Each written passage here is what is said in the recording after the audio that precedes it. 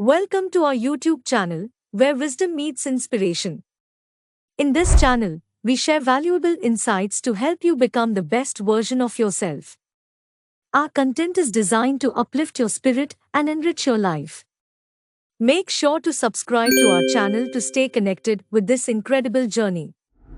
Click the subscribe button below.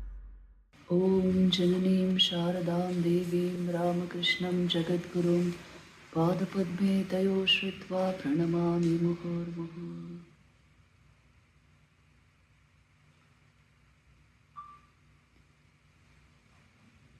So when we do Shakti Puja, we have various methods which we have been discussing. One is of course the external puja. Second is worshipping her in all beings. Third is regulating the vital energy within your own system. In the puja padhati also this is there, this portion is there. And if we cannot do any of this, then of course even if you can do any of this, devotion to this form. Because Mother embodies the most sattvic aspect of the Divine Mother. Have you seen this? There is no goddess who was so motherly and no mother who was so godly. That is our Holy Mother. Because think and see, who has ever said, Ami satero ma, ami asatero ma. It's a tremendous thing to say and to behave towards everyone in that wise. Throughout life, anybody who came to Mother felt they were coming to their own mother. She treated everyone from such a young age. That was her bhav. And you will see in the modern world, even a son who's completely disobedient, his own biological mother can disown him. But look at Mother's bhav. To everyone, however he is, she is accepting, without judging, without considering anything, and treating both Sharat Maharaj and Amjad as the same. This is so remarkable, isn't it? She doesn't make any difference. It's my own son, she will say. I always think of one thing, when I meditate on Mother. See, once somebody said that the future generations will refuse to believe a man called Gandhi existed. I think it's Albert Einstein who said this. Yes. Such a non-violent philosophy of life. The future generations will refuse to believe that through satyagraha you can do something so big, like getting independence for a politically subjugated country. What to speak of Holy Mother? The future generations may not believe such a being existed on this earth. Because if you penetrate into some of the incidents of her life, really it becomes very clear that Devi Bhav, how it comes out. And it's this very charming combination of divinity and motherliness. So you don't know which one she is. How she has combined both of this. She used to appear just like a common mother. Very simple in Jairambati. And yet so many people saw that inner divinity come out in so many ways. So we do not see Mother like, Sri Ramakrishna's life, all in samadhi and very, very exalted states. You don't actually see Mother's life like that. She looks like the common mother at home. Once Swami Sridharanandji Maharaj asked Shantanandji. Shantanandji was a direct disciple of Holy Mother. And he asked him, Maharaj, did you ever see Mother in Samadhi, Holy Mother? And Shantanandji got angry. He said, what? Mother in Samadhi? She is the giver of Samadhi. If she were to be in Samadhi, how would this play go on? She is the giver of Samadhi. So that is her stature. Only she came in this guise so that we feel at home with her. so that we are able to relate as mother. Once Sri Ramakrishna said very significant, he said, of course, he said these things, you know it very well. She is my Shakti, she is Saraswati, come to impart knowledge to the world, but she has hidden her divine form and she appears in a human form so that people don't look at her otherwise. And Mother once said that Sri Ramakrishna had the feeling of motherliness towards all creation. That was his bhav. But he wanted somebody to demonstrate that bhav in a human body, in a female body. So he gave that bhav to Mother. So she became the universal mother. How he invoked that bhav, we all know. You know about the Shodashi Puja, no? See, some incidents of Mother's life, we will just focus upon to understand how this image of Mother, really it is our future, I am telling you. Everywhere that I have gone, sometimes I have had the idea they want Vedanta or they want yoga psychology or something, but everywhere they want her only. That's my perception. Because everywhere it is yearning for this pure womanhood, motherhood that is there in every human heart. And even in IITs, most of all they need mother. Because a place where your heart can be at rest all the time, and a radiant, pure motherly attitude towards everyone. This is really the rarest thing on this earth, on this planet. So she is unique. Only she is so simple, we don't see it. The life is so simple. You know how simple Mother was? Once one disciple is, this is a very amusing incident. One disciple is sitting before her and he is telling her, Mother, Mother asked him, okay, Mother asks him, do you believe in ghosts? Then he said, yes, Mother, ghosts are there, but we are the children of the Divine Mother. We are your children, so I have no fear. And then Mother is saying, but I fear them. See, the human aspect of the Divine. Like this, Mother was so simple, like when you read her talks and all that, no, she will feel she's a human being. But Thakur and Swamiji have given us who she is. And she has revealed it in many incidents in her life, right from the beginning. So I will pick out a few incidents and we will go deep into those incidents. See, Mother's life, Thakur's life, you don't go on reading page after page. You read one incident, then you close your eyes and meditate on it. And then it will be revealed to us how only a divine personality can say that, can behave like that. The response from divine beings is completely different. They have such a tremendous inner balance and composure because they are in touch with the divine that it will come out in their lives. Mother's life as a child, think and see in Jairambati, she grew up amidst nature. See, people who really grow up like that, I tell you, even human beings, they become extremely sensitive. And they have learnt the lessons of life without having somebody to teach them. That is the magic of nature.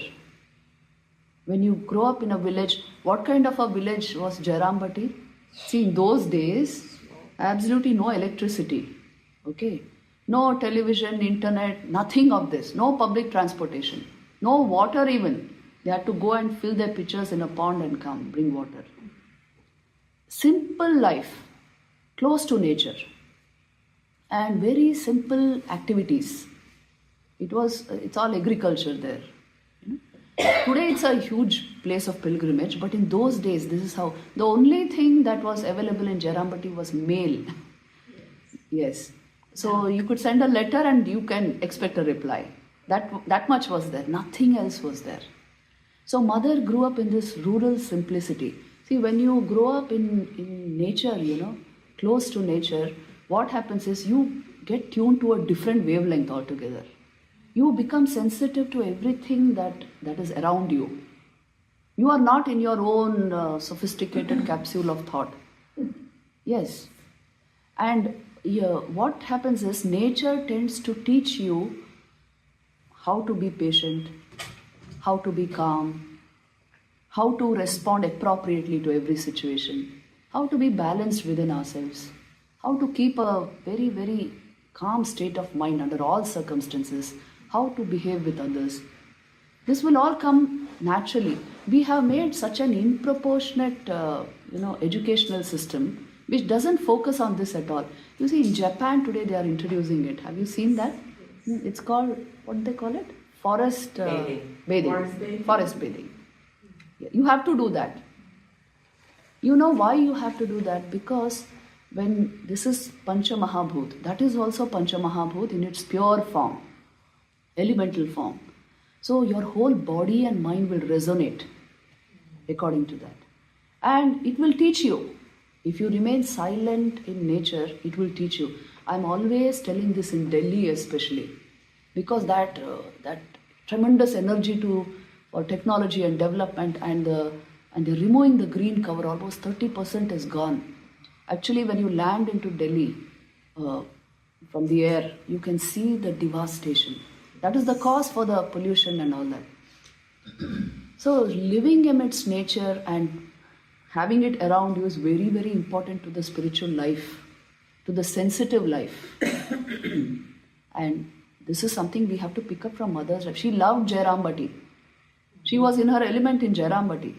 She loved to go there and be there. So she grew up as a very sensitive girl, helping her parents right from that tender age. See, that khichdi incident is there in her life, you know it. Her father had saved enough to provide for all the villagers during a famine, which struck when Sharada was only 11 years old. And mother was seen with a huge fanning the hot khichdi as it was put on the plates, the leaf plates of villagers. All eco-friendly techniques, you see, of those times. You cook in a pot and you feed on a leaf plate.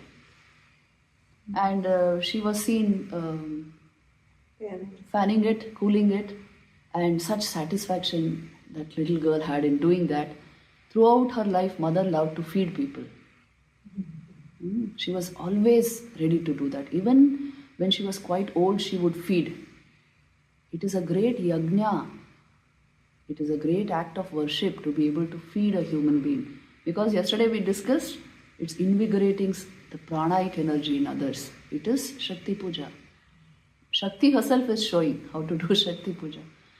And then don't take it as a piece of work I have to do or a duty. It is the worship of the divine. Every act is like that. And then, see, when mother, of course, the marriage of Thakur and Ma took place. Today it may appear this may appear very odd and improportionate. Sri Ramakrishna was 23, mother was 5. But it is a divine partnership, it's not a human affair at all. Because you remember when Sri Ramakrishna was, they were looking for a bride for Sri Ramakrishna because they thought he's always in such high states of ecstasy. Good to bring his mind down a little. So they all were searching for a bride. And Sri Ramakrishna was such a great man of renunciation. Renunciation was his forte. And he could have said, no talk of marriage in front of, he could have done all that. Okay, but what did he say? Why are you searching here and there?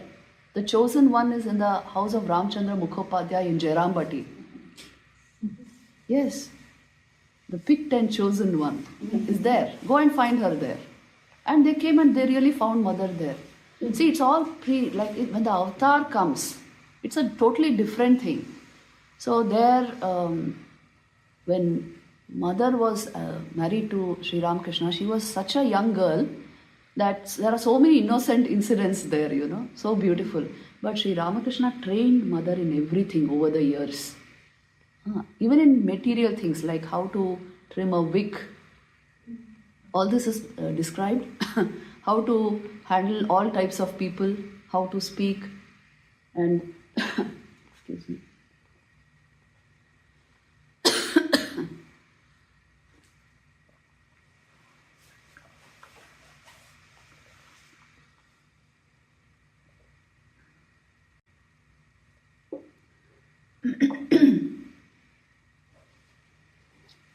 And mother was very shy and bashful by nature.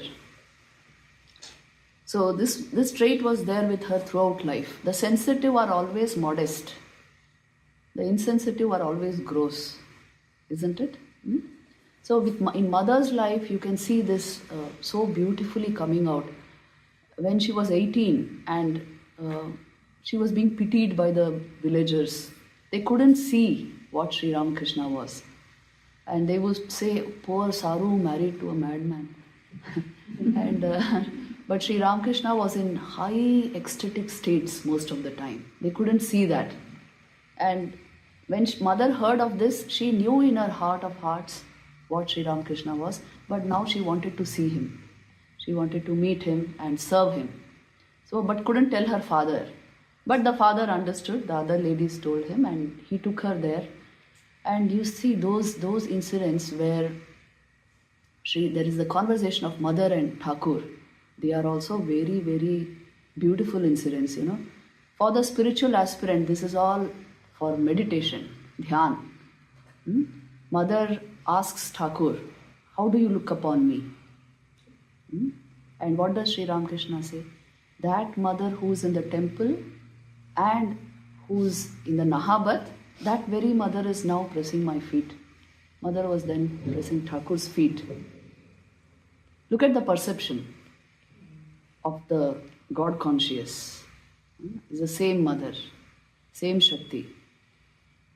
Once Sri Ramakrishna was sitting on his bed and mother again asked him, who am I to you? And he said, my blissful mother. And Sri Ramakrishna also asked her, when she was there, that have you come to drag me into this world? Because his mind was always, and mother said, no, spontaneously, immediately, no. I have come to help you in your chosen path. Look at the answers. How did she say that? 18-year-old. So it shows it's all a divine drama. It's really divine play. And then there are some incidents in mother's life which reveal her divine nature. In fact, many incidents reveal her divine nature. You remember that incident of Telo Bhelo, where she encountered that robber. And see, many times I tell this incident to young people because mother's inner bhav comes out so beautifully at that time. The people who were with her, it was actually Lakshmi Didi and Sri Ramakrishna's niece, nephew, 2 other ladies. So they went ahead because they thought mother would catch up. And near Arambagh, they even paused. But mother was not able to catch up. So it was already almost sunset and now they were passing through those Telo Bhelo fields and mother was alone. And that place was famous for highwaymen and robbers. And there was this, it was a well-known fact that they only went in groups there. And mother was thinking what to do now, it's going to be, and really somebody appeared in front of mother, a big man. And then mother was startled in the beginning. Then this fear crept into her heart.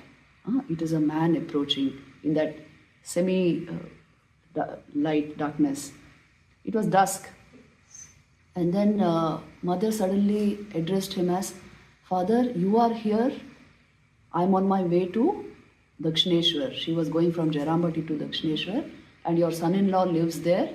And then she was relieved to see there was a woman behind him. He just moved aside and there was actually they were robbers. Even a woman? Yes, there was a woman behind him, his wife. So she addressed her as mother and she went to her side and said, thank God you both are here because I had to pass through this field alone and father and you have arrived at the right time. And then they really cared for her like daughter. See the inner bhav, how beautifully it has come out in this incident. And then later on, this Bagdi couple they were. So they later on, that man mentioned, Ma, we actually saw Mother Kali in you.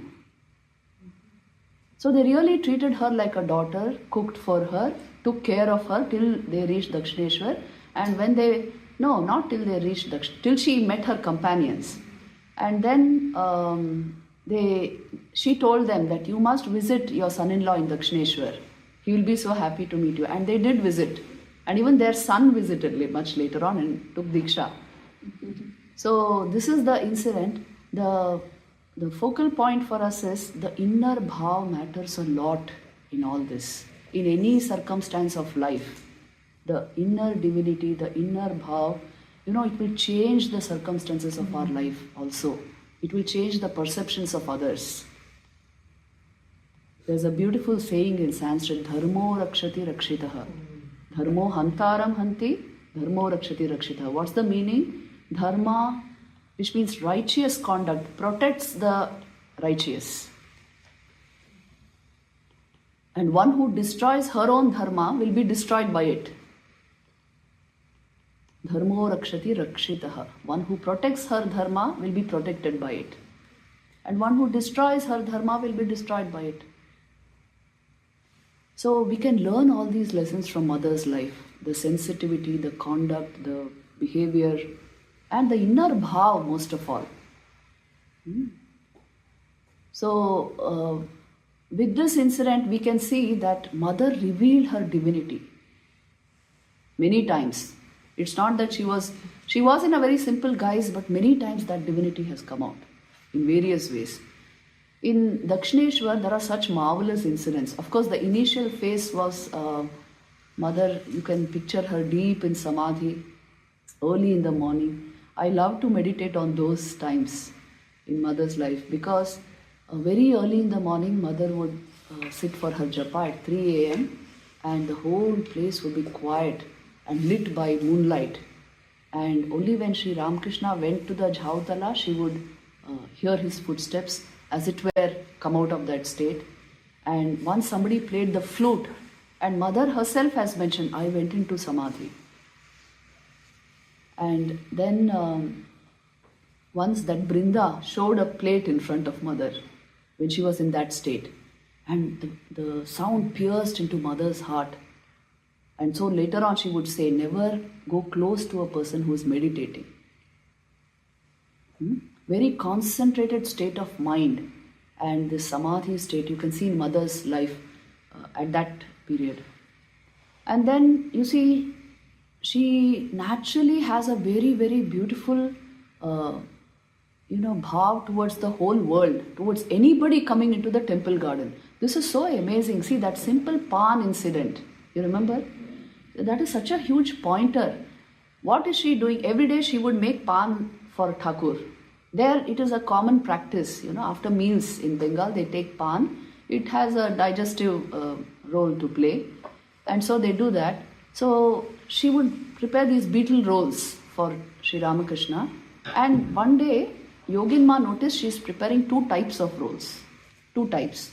One is the very ordinary type, and one is very special type of rolls where she is putting ilaichi and such other condiments.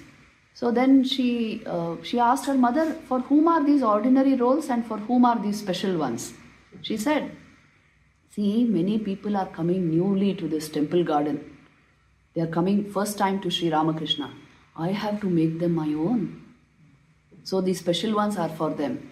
The ordinary ones are for Thakur. He is already my own. Now, how, you see, any young wife would think of giving the special ones to the husband, isn't it? How mother thought like this? Think and see. The new children coming to Sri Ramakrishna, I have to make them my own. They must feel at home here. They must feel happy here. Look at the perception. This was our mother. Many incidents of her life, anyone on this planet would have done the opposite thing. I'm telling you. Only you have to see it closely. Mother's life is like that.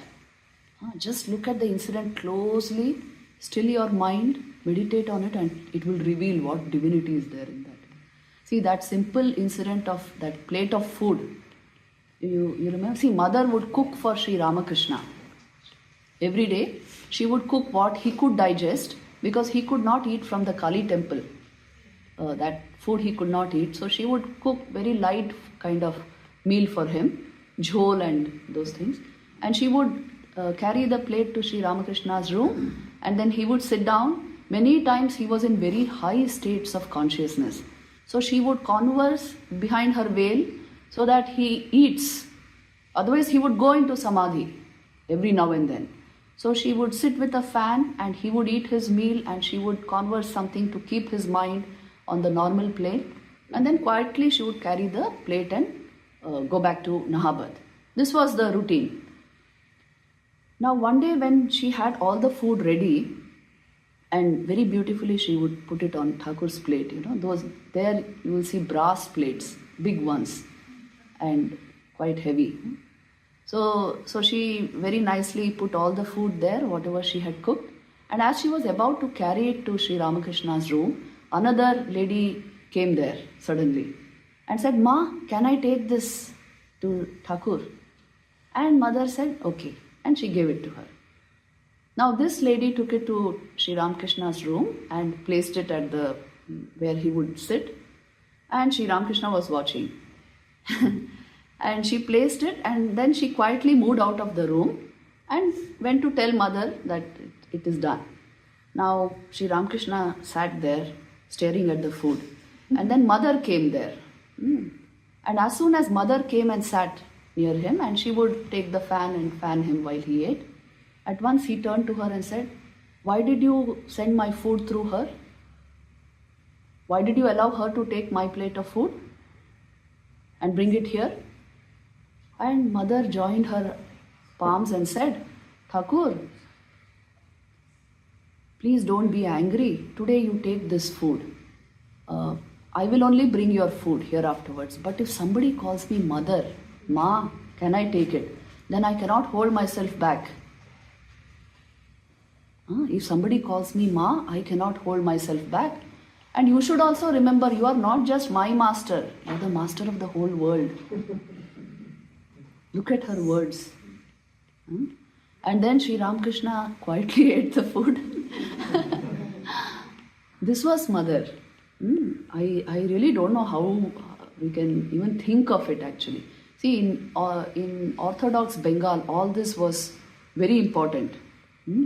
Especially the very sensitive system of Thakur. They have what is called Vishesha Urjita Sattva, which means the entire system is very sattvic. The least disturbance and it will, it's an aparad, isn't it? So they make such demands. But see how mother is saying that her motherhood overpowered everything. It was above everything. If somebody calls me mother, I will have to listen to that person. She is telling him. And you must remember, you don't belong to me alone. You belong to the whole world. She is telling him. Inwardly, Sri Ramakrishna must have been very happy. So he saw the awakening of this divine motherhood in her. In fact, with the Shodashi Puja, that came to a culmination, isn't it? The entire manifestation of motherhood in her, divine motherhood. What happened is, when Sri Ramakrishna saw this was the nature of his divine wife, and she was so utterly pure, he decided to perform the Shodashi Puja in her person. This is another great incident. It's a turning point actually. It's an incident of tremendous significance. It was 5th May 1872 when the puja took place. This is the Falaharini Kali Puja. It is very significant. You know the meaning of Falaharini? What is the puja? You offer her fruits? Is that the puja? No. It is she consumes your karma phal. That is the Falaharini Kali Puja. See, only the Sagun Brahman has this capacity. Ishvara, whom we say, can remove karma phal from the jiva. Yesterday you were asking me how to, suppose we have done some bad karma, then how do we overcome that? And I told you prayaschit. But another way is this. You appeal to Ishvara, the Sagun Brahman, and she will eat up that karma phal, the Divine Mother. Yes, she's Falaharini, that is why. She removes the negative effects of our karmas, of the past, of the present, and makes you utterly pure, free. So that is the day of the worship of Falaharini Kali. So on that day, the Divine Mother is worshipped in the temple. Mother Kali is the main temple in Dakshineshwar. That is where she elaborate whole night puja is there. But Sri Ramakrishna planned a private puja in his room. And who was the image there? It was the person of Holy Mother Sri Sarada Devi. So he sent word for her to come after 9 p.m. and he made her sit on that seat. I don't know, see today now if you go to Dakshineshwar Kali temple, they have put all these barricades, you can't enter Thakur's room. But when we were brahmacharinis, we could enter and sit in the room for long hours. I've spent so many hours in that room. And it is something so beautiful. When you sit there now, all the incidents come to your mind and the gospel of Sri Ramakrishna entirely took place there, na? So it is such a magnetic place actually. It's vibrant with positive energy. So there used to be a water pot, you remember? That's where the puja took place, this Shodashi puja. So Sri Ramakrishna had arranged all the ingredients of worship. The entire paraphernalia of Shodashi puja, Shodashopachar was there.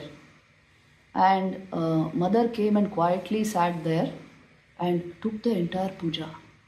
See, she was so shy by nature, very bashful by nature. But she sat there and took the puja. One by one, Sri Ramakrishna, first of all, he purifies the entire thing and does the nyas, mantras, and then offers her all the articles of worship, one by one.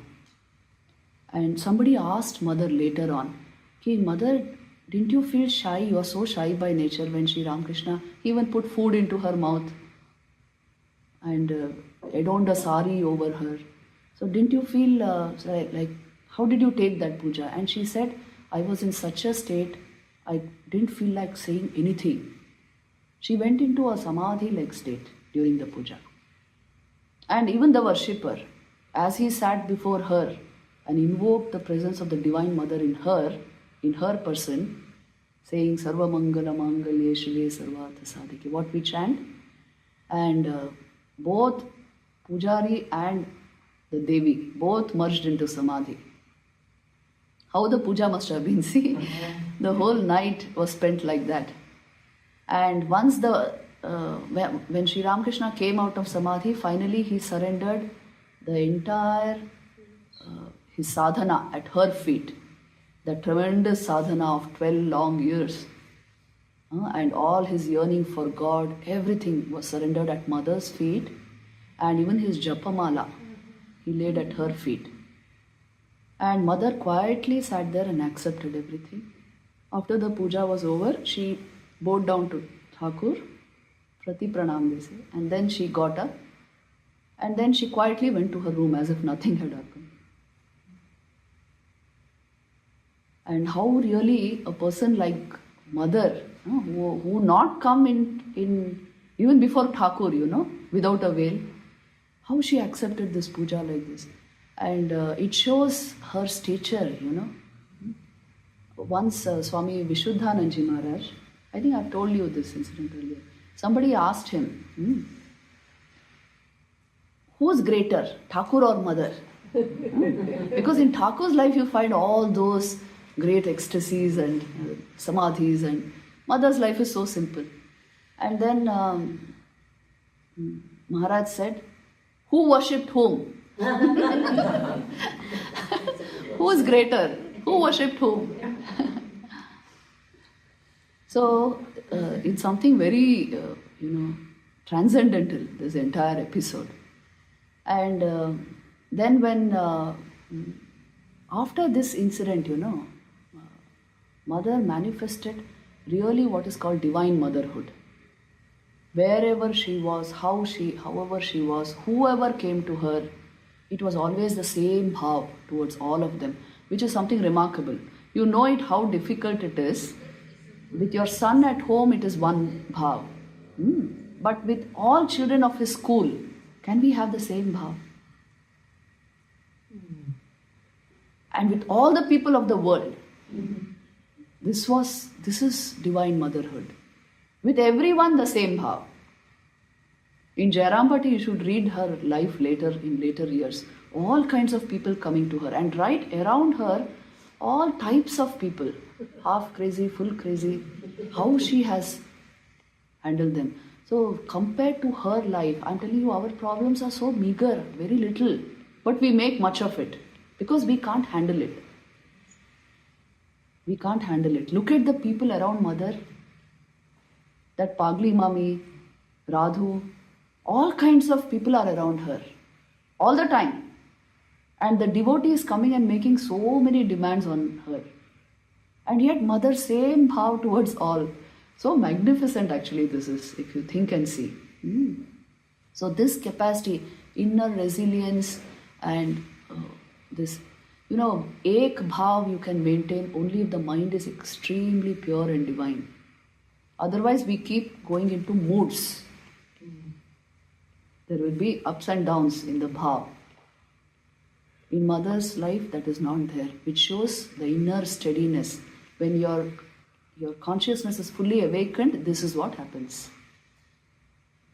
So in Mother's life you can see this so clearly. Any incident you take, in fact, it goes into this. There was one lady who was really crazy, who used to come to Mother, and many times this has happened.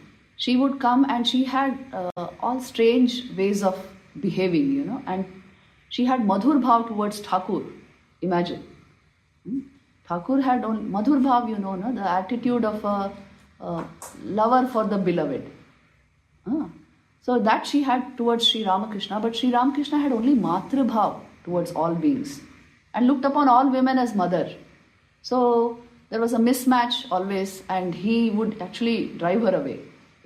And then who solved this problem, The direct disciples were all angry on that woman. But Mother solved the problem by telling her, why do you go to him? He doesn't like this bhav. You come to me. You come to me. I am always there for you. Look at Mother's nature. Would any wife react like that? Tell me. So this is what I am telling you, that Mother's bhav towards every being was really exceptional. Her response in every situation. It is so simple now, we miss the point. But really, to get that bhav in that situation was really something. And okay, let me tell you some other interesting incidents. I have written them here, which you may not know because they are all in Bengali books. See, yes, this incident is very interesting, okay. There was this young boy called Jnyan, not Jnyan Maharaj, okay, he was different. There's another one lad who used to live in Jairambati, and when Mother would visit Jairambati, he was very happy, he would go to meet Mother. And he was a very nice young boy, how much, maybe 13, 14 years old. So his nature was, he was very adamant by nature, okay, and always pressing for this and that. So when Mother would come to Jairambati, he would come to her and sit and talk with the devotees and volunteer his services there. All this he would do. One day it so happened that Mother told him, see that Amodar river is there. On the banks of that there is a huge tree with bright yellow flowers. You take this basket and go and get me those flowers for worship of Thakur. So he was very happy. And he took the basket and danced and went there and plucked a whole lot of flowers and brought it for Mother's worship early in the morning. Now he gave the basket to Mother, and Mother had already sat for the worship. Morning Mother would worship Sri Ramakrishna's photo image, and then Mother signaled to him to sit close to her. And then the worship proceeded, she offered the flowers, and then the worship was over, and then she asked him to move to a mat and then told him, I will give you a mantra. See, look at his good luck, huh? He was really blessed. Without his asking, mother wanted to initiate him. So then she gave him the mantra. Okay. And then she said, now you bow down to Thakur. He is your everything. He is your master. He is your Lord. He is your Guru. He is everything for you. And this boy bowed down to Thakur, but he immediately said, but Ma, he is my Ishtam. You are my Guru. And then mother said, no, he is only your Guru. I am your mother. He is your Guru. And he said, no, you are my Guru. I told you, no, he had this nature. You are my Guru. And as regards my mother, she is at home. He's telling her. Then mother said, look, he is everything for us. Thakur is everything. He is your Lord, he is your master, he is your protector, he is your Guru. I am only your mother. I am only an instrument. Mother would always say such things. And then this boy said, no Ma, he is my Ishtam, but you are my Guru. And my mother is at home. And then she looked at him and said, look here, Jnana, look into my eyes. I am that mother. I am your mother whom you are saying she is at home. And he looked at her, really she had become his mother, biological mother. And then he suddenly fell at her feet, no more argument. And he fell at her feet and he wept and he said, Mother, now I understand, you are only the mother of all creation and of all time. In every birth, you have been my mother. Actually, he saw his mother sitting there. Mother's matrabhav was so intense, everyone saw her as their mother.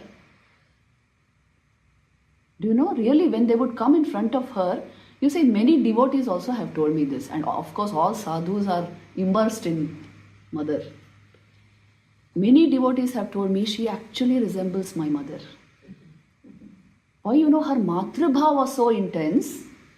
She appears like everybody's mother, own mother, biological mother. So this incident is so captivating. He actually saw his mother and fell at her feet. And then he got up and said that, Mother, you are Janma Janmantarerma. You are my mother of all births. You only come as mother to protect your creation. This was Holy Mother Sri Sarada Devi.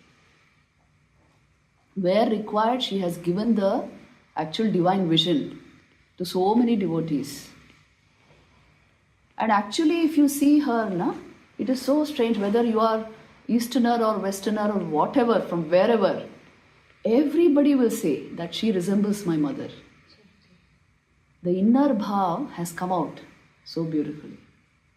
It was so solidified in her. Every response, reaction was as would be that of a mother. So really, that is why there's a beautiful Bengali song, Nikhila Matru Hridaya Sagara Manthana Sudha Murati. Nikhila Matru. If you churn the hearts of all the mothers in the world, the nectar of pure love which you will get, she is embodiment of that.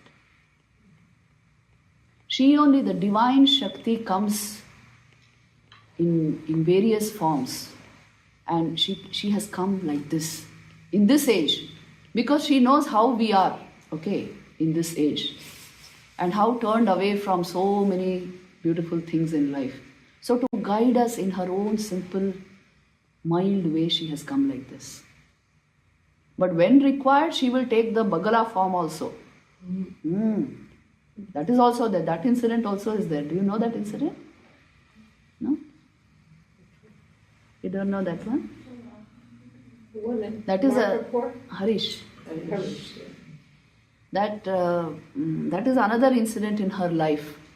See, mother always appeared in this Saumya Tara Shesha Saumya Bhraspati Sundari. But she was also Para Paranam Parama Tvameva Parameshwari. She was both the mild, sweet form, gentle form of the mother, and when required, she has become fierce also. There was this boy called Harish, who had met Sri Ramakrishna a few times and was a spiritual aspirant, sadhak. But his wife fed him some drugs and something like that, and his His brain went haywire. And he once came to Jairambati when mother was there. And I think she was in her old home at that time. She was in Kamarpur. Oh, sorry, she was in Kamarpukur, not Jairambati. That's right. That time she was in, after the passing away of Sri Ramakrishna, when she was in Kamarpukur, he came there. And he actually, due to the derangement of the brain, he pursued Holy Mother. And she went around the granary so many times trying to escape him. And then finally she herself says, I took my real form as Bagala.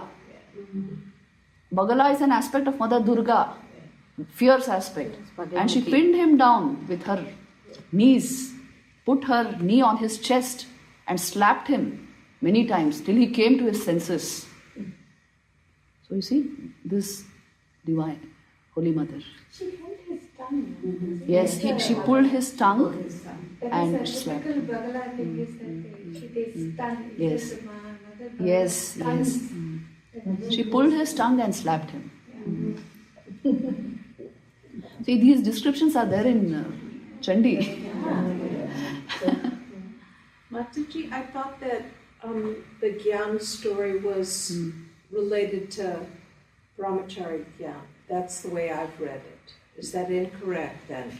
It's not the Brahmachari It's another Gyan story as far as I remember, but you check it out in the book, Chaitanandaji Maharaj's book. Okay, because Yeah. there's also that story about the cat. Yes.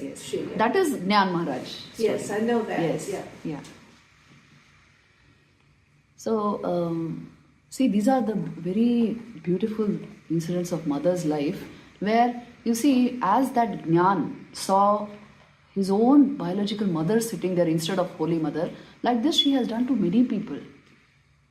Whenever they were in doubt, in any form of confusion, when they came to her with problems, they actually felt that it is we are coming into the lap of our very own mother, and she has given that kind of advice only to them. So what is required for the age? No avatar comes like that. What is required for this age? She came to give that. See, we require contentment, we require fortitude. The avatars will foresee that how this age is going to be like and what the minds of men will be chasing in this age. So she has come to give this practical application of spirituality, especially suited to this age. Mother used to say, no virtue equivalent to contentment, right? And no value equal to fortitude. See, these are all lacking in this age. No? So she is putting insistence on that. And then this judgmental tendency in us. Her last teaching was, if you want to find peace, do not find faults with others. Rather look at your own faults. Learn to make the whole world your own. Nobody is a stranger, my child. The world is yours. This is like a Mahavakya, Yes. This is the truth, because as long as the mind is only thinking of right and wrong, good and bad, it will never transcend itself. Please know this. This is there in the Dhammapada of Lord Buddha. It will remain in the realm of duality. If you keep judging and you are critical, you are the loser. You may say on the job front, Mataji, we require to do that, otherwise how will we? See, in a very general way, you align towards the good. But at every point, if you are only dwelling on that, the right and wrong of things, the good and bad of things, you cannot have a unitary perception of anything. So Mother is giving this, and for your own peace of mind, knowing how in the modern age we will lack this. So she is making it clear. Take care of this because nobody is a stranger, she says. See, practical Advaita. You are reflected in all beings as consciousness. It's a very, very, very profound idea which she will put in such simple words. In fact, she has put Advaita in very simple words. That very being who's in the Bhakti, who's in all people, that very being is in you, she will say. Once she gave such a beautiful teaching of Advait Vedanta. I was so stunned when I read that. Somebody was massaging her feet much later in life. She had rheumatism in her legs. So a lady was massaging, and then mother is telling her, why there is pain?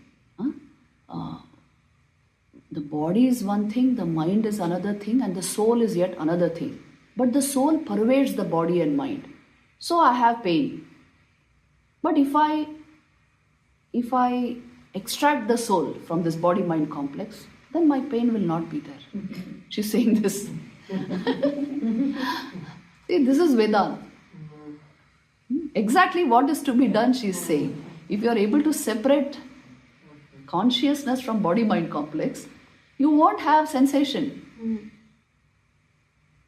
She's saying this so in such a simple way she puts this, na? This was our mother. She's teaching the highest teachings in a very simple way. And some people had doubt, you remember about Mayavati ashram. When there is this beautiful incident, how profound mother's observations were. There is this incident where when Vivekananda went to Mayavati, he saw that already somebody had set up a shrine. A small one, the room shrine, what we say. So, and already there was dhoop, agarbatti there, and flowers in front of Sri Ramakrishna, and he didn't like it. He said that I established this center, Mayavati center, is meant for Vedanta, Advait Vedanta sadhana, where you worship the divine consciousness in everyone, and not for formal, this personalized worship. So he didn't like, and then the disciple who had done this wanted a reconfirmation of this. So he sent a letter to mother, Holy Mother. And look at mother's reply. She actually replied that, see, Sri Ramakrishna was Advait. We are all Advaitins. You are all Advaitins. That is the fundamental philosophy of the order. Because it was Sri Ramakrishna's perception of the world. So actually we are not doing social service. Please see. All the activities, many people come and ask us, even in Delhi, why are you running schools and all this? This is a new, very new agey thing. It's not like that for us. Because Sri Ramakrishna's perception was, he actually saw Brahman shining everywhere. And no name and form. No name and form. So when you serve another person, according to their need, whatever is required, you are actually worshipping God there. The same Brahman. Put aside the name and form a little and you will see the truth of this. So Shiva Jnane Jiva Seva. That is the philosophy. Which means you are doing Jiva Seva, Shiva Jnane. Thinking that is Brahman coming to me in this form. So it is actually not social service but worship of God. That is the philosophy behind all the activities of the order. So I am grateful to you for giving me the opportunity to serve. That is the idea, not the other way around. And it is all a matter of perception, this, anything, if you can see the truth behind the manifestation, you will come to this automatically. In Vedanta, we give so many examples for this, isn't it? Is this a wood or a table? Is it wood or table? Tell me. Wood or table? Wood and table. Wood and table. The appearances of a table, it is actually only wood in a particular form, isn't it? World is only Brahman, but appears as the world. This is all they are saying. Appearances are as per your equipment. Yes? So then you decide what will appear, how. Yes, whether you know it or not. See, I am seeing a white table, okay. Not white, it is actually yellowish. But a cat will see it as something else. You see the green tree. The cat sees the grey tree. According to our equipment, we perceive. So the very same thing, the knower of Brahman sees as wood, not as table at all. Now we are trying to remove table and see wood. It won't happen. Because the wood is where the table is. Brahman is where the world is. Don't try to run away from this and that. Change your perception. The inner perception changes with this kind of divine influence falling on us. It's only that much. Running away to Himalayas and thinking I will sit in Samadhi there is all imagination and idea, I'm telling you. You can do that for some time just to convince your mind if you have strong tendencies towards that. But finally, this very world, the person in front of you is Brahman. And you yourself are Brahman.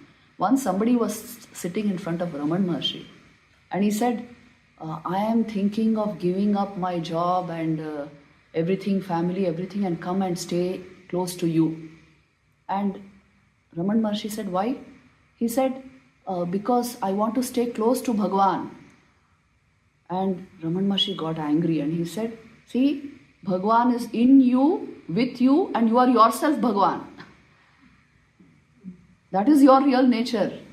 After hearing my teachings for 40 years, is this your understanding? Go back. So don't try to fantasize. The mind has this tendency. If I go to Himalayas, I will get it. If I go there, I will get it. You will only get it in the cave of your heart. And that is where you are. And only in the here and the now.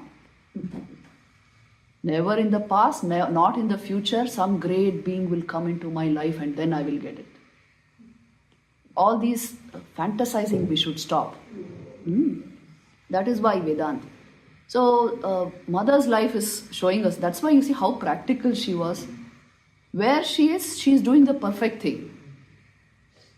Serving the person in front of her. Not philosophizing and fantasizing and yes, something in the future it will happen. Truth is right now as it is. Right now, right here. This is the fact. Only this mind, it will always say, oh, I should do sadhana, I should do this, I should do that, then I will come to this. Because it is trying to conceive of the absolute. Always it is doing this. Please check and see. That's why I told you right initially, don't try to bring Brahman into your mind. It will never happen. Your mind should learn to transcend its tendencies and remain over as it is, as Brahman.